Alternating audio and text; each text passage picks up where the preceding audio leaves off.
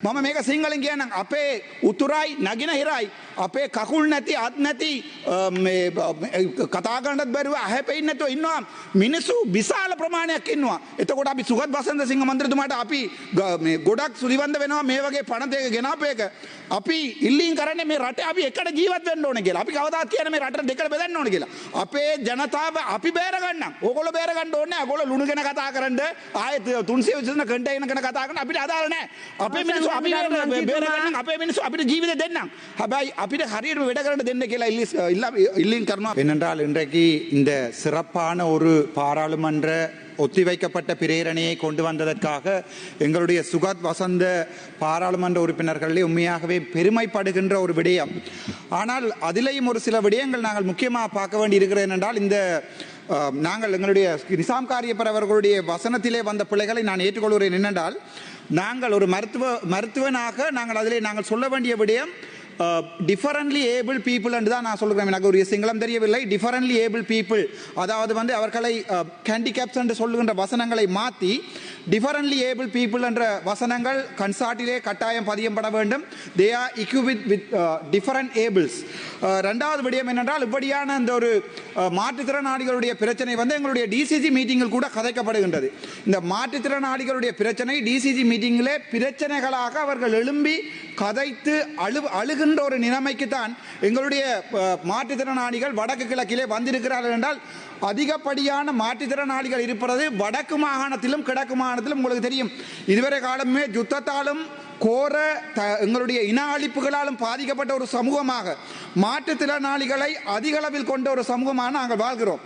அந்த அடிப்படையிலே வவுனியா, கிளிநொச்சி, யாழ்ப்பாணம், முல்லைத்தீவு, மட்டக்களப்பு, அம்பாறை, திருகோணமலை போன்ற மாவட்டங்களிலே மிக கூடிய மாற்றுத்திறனாளிகள் வாழ்ந்து கொண்டிருக்கிறார்கள். அவ்வாறான சந்தர்ப்பத்திலே நாங்கள் இப்படியான ஒரு சிறந்த செயல்முறையை ஒன்றை கொண்டு வர வேண்டும் என்பது மிகவும் முக்கியமான ஒன்று. ஆனால் நாங்கள் ஒன்றை மறந்திருக்கிறோம். எங்களுடைய பிரதி குழுக்களின் தலைவர் அவர்களே, இந்த செம்மணி போன்ற விடயங்களை நாங்கள் மறந்திருக்கோம். அண்மை தினம் நான் செம்மணி தொடர்பாக நான் கதைக்கின்ற போது சொல்லப்பட்டது கிருசாந்தி அவர்களுக்கு பிள்ளை இருப்பதாக நான் கதைத்திருக்கிறேன் என்று. ஆனால் என்ன கவலை என்றால் ஒரு பாடசாலை மாணவி என்று தெரியாமல் நான் இங்கே கதைத்திருக்கேன். உங்களுக்கு தெரியும், ஒவ்வொரு நிமிடங்களும் மிகவும் முக்கியமானவை.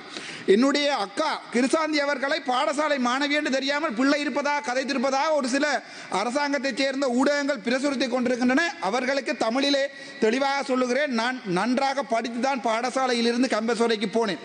விடயத்துக்கு வருவோம். இன்றைய தினம் அதே மாதிரி எங்களுடைய வடக்கு கிழக்கில் இருக்கின்ற எக்கச்சக்கமான இளைஞர்கள் வேலை இல்லாமல் வாழ்ந்து கொண்டிருக்கிறார்கள். அதுக்குரிய நிவாரணங்கள் உதாரணமாக மாற்றுத்திறனாளிகளாக இருக்கலாம். மாற்றுத்திறனாளிகளை கூட பார்க்க முடியாத கடந்த அரசாங்கங்களை பற்றி நான் கருத்து கொண்டுகிறேன். மாற்றுத்திறனாளிகளை பற்றி கூட கவனிக்க முடியாத கடந்த அரசாங்கங்களை புறந்தள்ளிவிட்டு புது அரசாங்கமாக வந்திருக்கின்ற உங்களுடன் நாங்கள் கணக்க விடயங்களை எதிர்பார்க்கிறோம். அண்மைய தினத்திலே எங்களுடைய செம்மணி அகழ்விலே 50க்கும் மேற்பட்ட உடம்புகள் வெளியால் எடுக்கப்பட்டிருக்கின்றன. யோசிச்சு பாருங்கள், அந்த எலும்புக்கூடுகள் 50க்கு மேலே புதைக்கப்பட்டிருக்கிறோம். நாங்கள் விதைக்கப்பட்டிருக்கிறோம். இந்த மண்ணிலே ஒருவனாக இருந்தாலும் நாங்கள் எங்களுடைய தேசியத்தையும் தேசிய தலைவரையும் நாங்கள் எப்போதுமே மதிக்கின்ற ஒரு சமூகமாக, எங்களுக்காக இழக்கப்பட்ட உயிர்கள், எங்களுக்காக அவர்கள் கைகள் இல்லாமல், கால்கள் இல்லாமல், கண்கள் இல்லாமல். உங்களுக்கு ஒன்றை சொல்லுகிறேன், என்னுடைய பாராளுமன்ற தேர்தலிலே என்னிடம் ஒரு அக்கா வந்து கேட்டால், அவள் இயக்கத்திலே போராடியவள். 2009ஆம் ஆண்டு அவளுடைய கைகள் போயிருக்கிறது சல்ஃபர் குண்டுகளால். அவளுடைய கண்கள் ரெண்டும் போயிருக்கிறது, கைகள் ரெண்டும் இல்லை. தம்பி, என்னை உன்னுடைய பாராளுமன்ற தேர்தலிலே ஒரு பிரதிநிதியாக ஏற்றுக்கொள்கிறாயாண்டு. நான் சொன்னேன், அக்கா யாரும் இல்லாவிட்டாலும் நான் உங்களை எடுப்பேன்.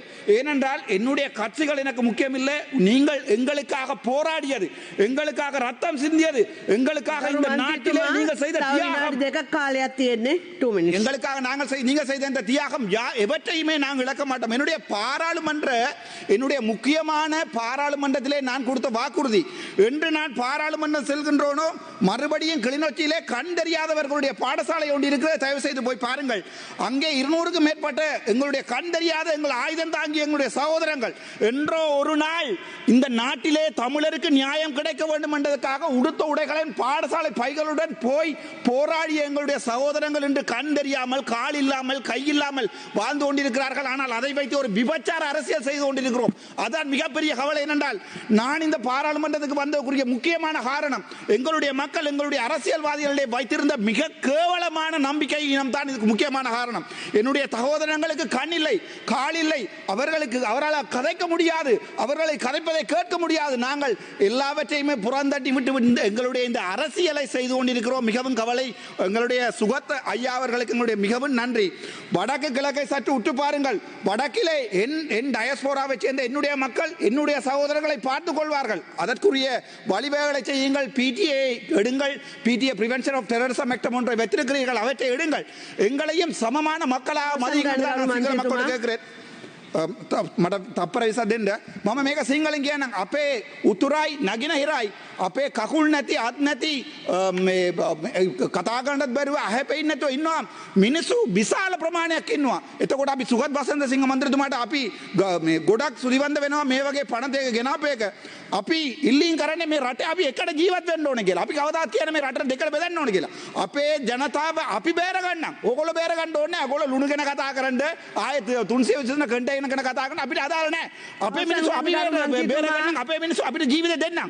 හැබැයි අපිට හරියටම වැඩ කරන්න දෙන්න කියලා ඉල්ලීම් කරනවා. පාඩි වෙනවා. thank you. ඇහැරෙන්න